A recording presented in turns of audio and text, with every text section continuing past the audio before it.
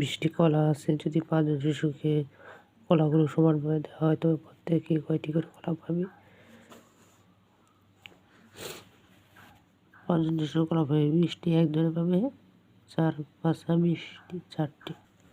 এখানে দেখো 3টি করে 5টা, 3 5 15, এখানে 4টি করে 4 5 20, 48টি কাগজ 48 ভাগ করে দিলে 8 জন শিশু কাগজ পাবে 48টি, একজন শিশু পাবে 6 8 48টি 6টি।